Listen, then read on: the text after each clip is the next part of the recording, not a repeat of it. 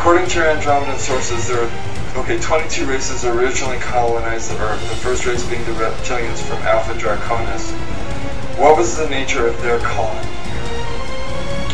Well, they're Hyperborean. Basically, they're explorers. And they're also genetic engineers. They would just colonize. They would take samples. They would hang a flag and say, this belongs to us, just like we did with the moon. You know, except we weren't the first ones there. Exactly what we've done. They were explorers. And they would just go to a place, they would see what was there, they would explore it, if there were minerals that they needed, if there were other life forms, organisms, whatever it was that they needed, they took, and then when it was done, they had enough, they moved on, and just kept exploring and expanding their realm of exploration or territory. And you said they were dumped here. Originally they were. They were dumped in Alpha Draconis. Nobody knows exactly where they came from, and my understanding is that even in their ancient history, they don't know exactly where they came from. But they were left in Alpha Draconis because that particular system offered them the highest probability of survival. And from there, they were able to create craft, space travel. I mean, they're magnificent in what they did, and they're to be commended for what they did. But the fact that they need to control and dominate and manipulate to the degree, sorry, I have a problem with that. And so does half of the other of the galaxy. That's just the way they are. They're the biggest bully. Nobody can beat them up or wipe them out, so therefore they have no motivation to change. So that's the space they hold. And, you know, the Andromedans actually consider them the ultimate warriors.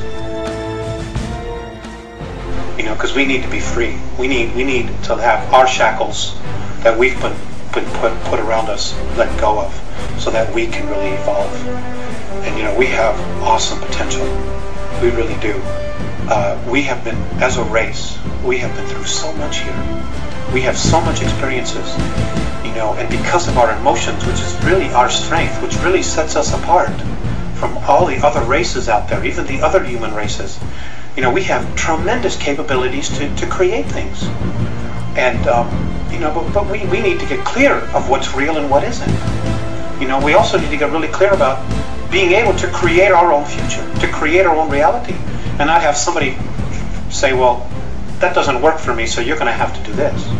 You know, play God and ruler over us. Andromedans tell you that the Alpha Draconans are here now.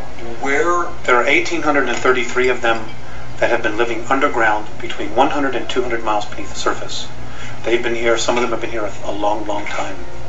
They have lifespans that are thousands of years. They're carnivorous. They are not friendly to mankind, at least the ones that are here. Are you saying carnivorous, they eat humans? Yes. And they need to be, they won't eat a dead human, it has to be alive at the time of the killing. Their preference is children. You know, and we've been told, you shouldn't talk about that. You know, there are other people say, well, you better not talk about the reptilians. Well, you know, bull. You know, why not? According to the Andromedans, they're responsible for 31,712 children disappearing in the last 25 years from the United States. These children were food. And I'm supposed to just shut up and not say anything about it because people don't want to hear it? That's tough. That's tough.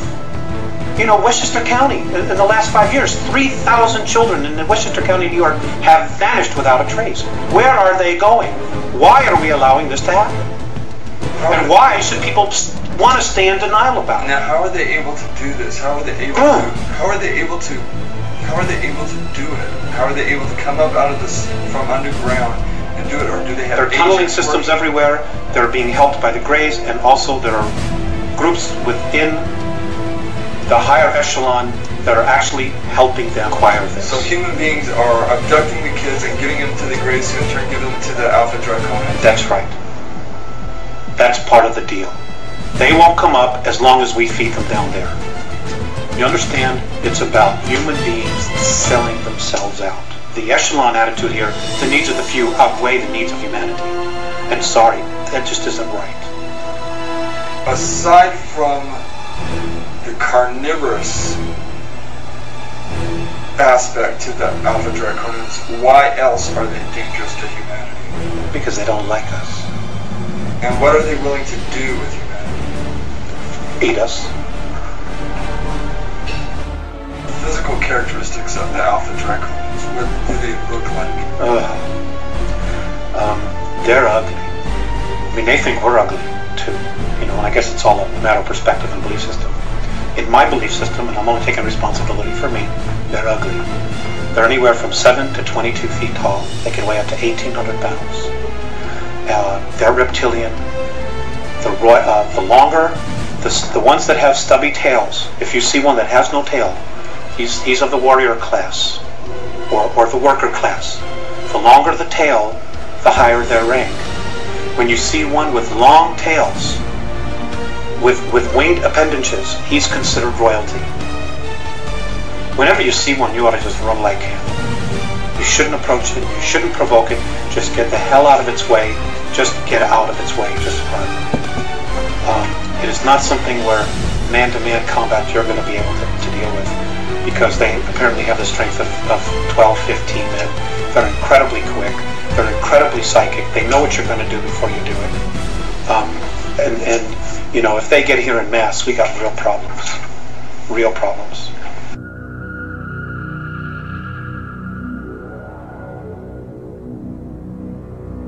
Could you describe the human military bases on the dark side of the moon, Mars, and the Mars probes as related to you by the Andromedans, and how the Alpha Draconians fit into this scenario? The Mars probes, the Russian and the US one, they're gone. They were destroyed. They're history. There's no secret here about, well, it's taking pictures privately. You know, and it doesn't matter whether you believe that or not, it's history. Okay. March of '89, the Russians took pictures. Mars was invaded. We had a human colony there of 300,000, so I'm told. One was underground, one was above ground, Adam and Eve. They are conquered, they're being taken over. The human beings that are from Earth, that volunteered or were kidnapped to go there, are in deep trouble. Many of them have already been eaten, some of them have already been killed. There is nothing we can do here as a race to help them. So Mars was conquered by the Alpha Draconians? That's right. They came in there. There's 100,000 of them there. They have approximately 2,111 scout craft there. They're in an area underground that is 64 square miles, known on Mars as the area of Tempe Terra. That's where their base is. It's an ancient base that they had. It's over 1 million years old, and the last time it was in full bloom was 317,000 years ago. Now, if we begin to train all our telescopes on that, are we going to be able to see activity going on there? I suppose that we would. I have a feeling that they already are seeing incredible amounts of activity, but they're not allowed to say it.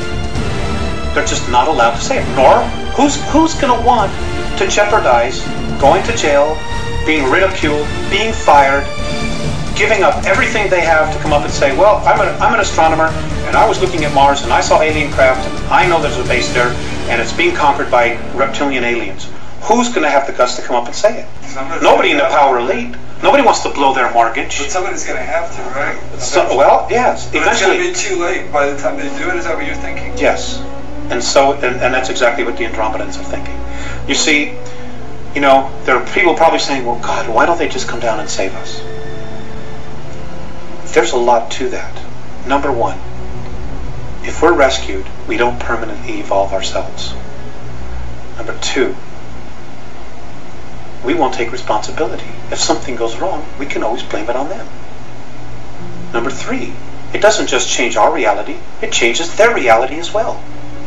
Number four, the Andromedans and most of the other benevolent races, they don't want to have to come down here and babysit us.